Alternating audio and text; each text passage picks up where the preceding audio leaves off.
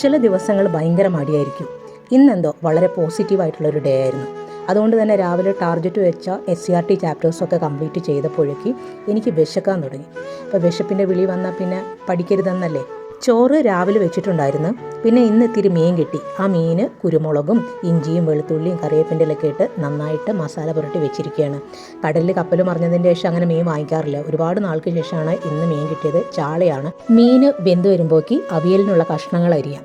അവിയലിന് ഞാൻ പൊതുവെ ഒലഞ്ഞു പോകുന്ന കഷ്ണങ്ങളൊന്നും എടുക്കാറില്ല. അപ്പോൾ ഇന്ന് എടുത്തിരിക്കുന്നത് വെള്ളരി, ഏത്തക്കായ, ഒരു കറിക്കായ, പിന്നെ ക്യാരറ്റ്, ചേന, പയർ, അമരക്ക ഉണ്ട്. അവിയലിൻ്റെ കഷ്ണങ്ങൾ അരിഞ്ഞ് അടുപ്പത്തേക്ക് വെച്ച് ഇനി ഇതൊന്ന് വേകുമ്പോഴേക്ക് നമുക്ക് തേങ്ങ ചിരവി ഒന്ന് മിക്സിയിലിട്ട് ഒതുക്കിയെടുക്കാം.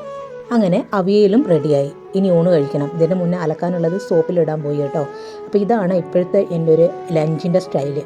കുറച്ച് ചോറും ഒരുപാട് അവിയൽ കഴിക്കാൻ വേണ്ടി പറഞ്ഞു.